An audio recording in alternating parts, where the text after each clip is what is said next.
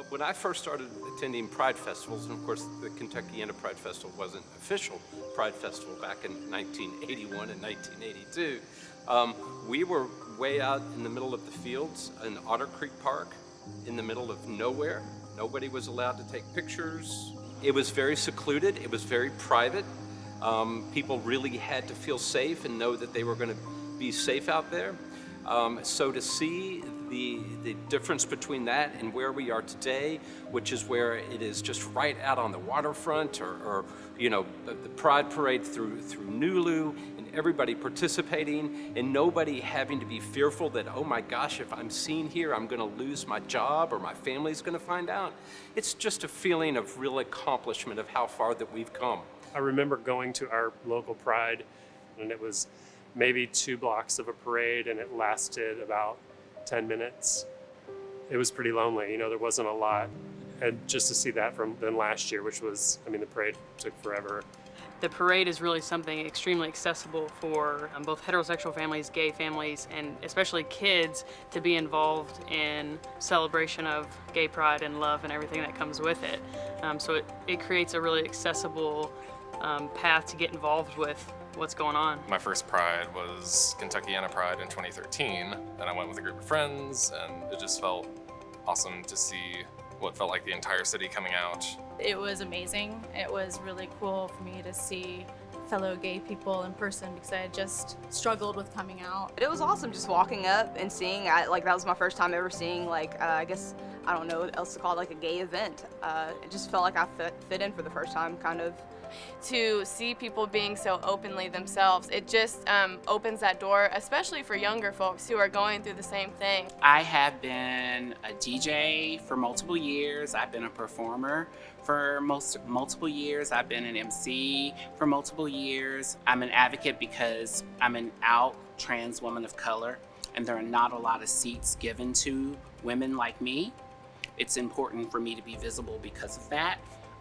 Kentuckiana Pride has made sure that they've offered a seat at the table, and hopefully that will inspire other people who look like me or are having the same positions in life will see me and say that I can do that.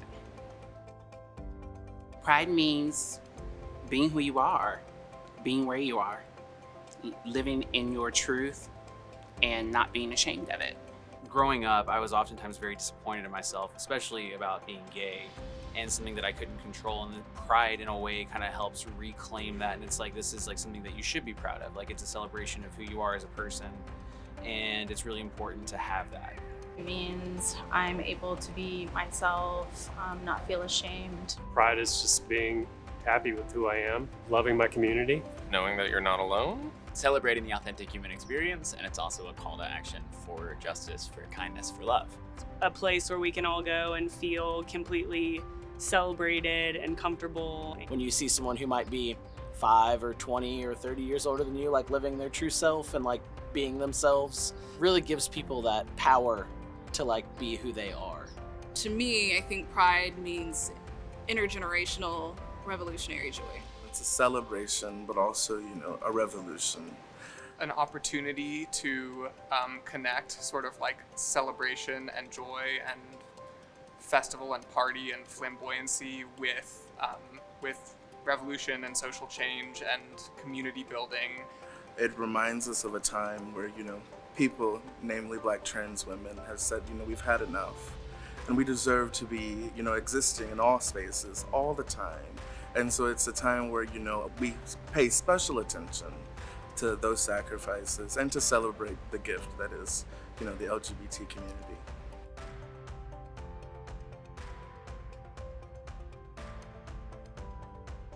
I remember coming down, and it was, I don't know how many years ago, and it was very, very small. And then each year it grew and grew. And it's changed so much, and it's a reflection of the world. These Pride events went from 50 to 75 people in a field out at Otter Creek Park to 20,000 people at Waterfront Park. I think we do live in this beautiful bubble here in this city. And I think we live in a country and a part of the world that elevates tradition. And to have, I guess, an LGBT tradition such as Pride to become such a staple around the world and not only in the United States, it shows us a testament of how far we've come to at least achieve some modicum of success in the movement towards liberation. But we shouldn't just stop at Pride celebrations. Pride offers an opportunity to connect to those who started Pride, like Marsha P. Johnson, Sylvia Rivera, ACT UP. I mean, like, being able to get in connection with the fact that this fight against police violence, fight against oppression, fight against interpersonal, partner, and familial violence, like, that's a legacy of work that's passed down generation by generation. And while it's so great to look at the new generation, what they're doing, it also is equally important to really feel connected to those who came before us and who started that work.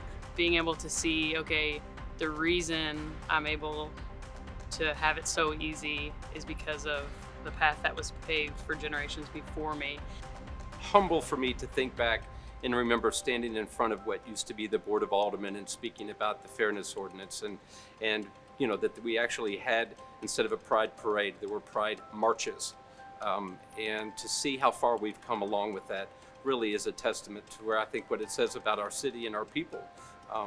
And all the hard work that we put through means those times of protesting and marching that I did back in the late 80s and early 90s is well worth it. Pride is for everybody. You don't have to be gay to have pride. It's a celebration, and it's good for us to welcome those that want to come. They're more than welcome. It's not how you feel about somebody. It's not about who you're attracted to, right? But it's about just respecting the value of someone's life and viewing it as your own. And that's the thing that I feel like is needed most. You can't be what you can't see. And you're seeing people that, you might not identify with or you don't see in your community. And it's a great way for us to meet and see us as a whole. We're your brothers and sisters and neighbors and friends, and for everyone to come together and kind of see that and support that, I think that that's really beneficial. When we see Pride and see Pride events where Black, queer, and trans people are being joyous, are living, exuberantly, it shows other people that they can too live this life and that it's a happy life. And that we're not all sad, and that we do take the sadness, but we turn it into joy almost every time.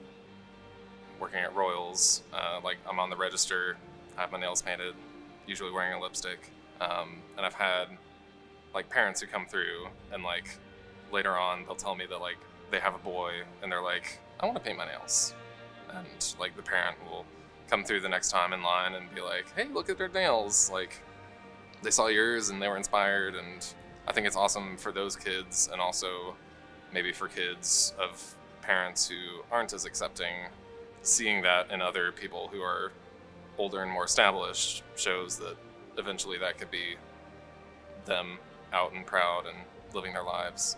It's especially in the South, if you would call this the South, it's difficult to be who you truly are sometimes, be it family or financial or any of those other burdens that tend to keep people from being themselves. Coming from other areas, especially towards the Kentuckiana Pride Fest, and seeing wow, okay, really, people are still going through these hardships that come along with coming out. We're very lucky in this city because we have access to resources for young queer folks, and you get a lot of people from outside of town who don't usually get to express themselves like we do here all the time. And I think that's wonderful to see. I think everyone should live in this world and be who they are. I think that it's horrible to feel that you can't live in your truth and be who you are to the people around you. I think it's a horrible thing that people put children in places where they're afraid to be who they are and live in who they are. And that creates some of the systematic problems we are currently dealing with. Everyone always asks, what is the work? We get so esoteric about, what that means, right? And it's actually not hard at all, right? We're not just paying lip service. We're not just paying a fee. We're actually, first of all, paying our respect, and we're paying in our time. And that's the most important thing that we can do, is to show up for one another. I think that we need to continue to move forward. There are a lot of places in Kentucky that don't have the fairness ordinance. But I will say that I also think that it is time that the community definitely stands with the Black Lives Matter. When I was marching back in the late 80s and early 90s, it was the Black community that came and stood with us. We've been given this moment of time to really decolonize our minds and to look within inside ourselves and to truly see what values we hold dear and what has been placed on us. And so I think the work for Pride in the future and as our community is to tackle white supremacy and how white supremacy influences homophobia, transphobia, and sexism, because white supremacy is an LGBT issue. Let's start reaching out to different communities and like have our Latinx, Latina artists, perform. This is in some way a legacy, and in a lot of ways a legacy that they're taking part in. It's an active history, and I see them wanting to be a part of that active history. If we want a society built on love and common respect, we have to give love and common respect. Everyone has a spirit that needs to be nurtured.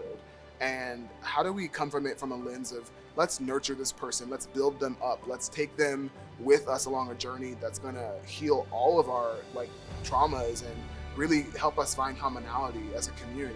We have to get to a place where every single day people who are marginalized can commit to claim space, and then society has to reaffirm that, right? Because even if laws change, community culture changing is a completely other thing. It takes a lot longer. Going back to what pride is, and even what queerness is, so much of it is about imagining the way the world could be, or imagining new ways of being, imagining new ways of loving, imagining new ways of calling each other by name. And so I think that the work of younger generations, my generation and those who are coming now after younger, Generation Z, and then forward into the future generations, their work is really going to be understanding that pride is about, like I said, constant change. It's about constantly moving forward while not losing that original vision of Stonewall and the first Pride. So it's about holding those two things at the same time. It's about understanding that pride is not about just getting naked and drunk. It's about us moving forward our communities to be bolder, to be stronger, and to take out the things that are poisoning them, the things like racism, the things like police violence, the things like poverty and transphobia and infighting.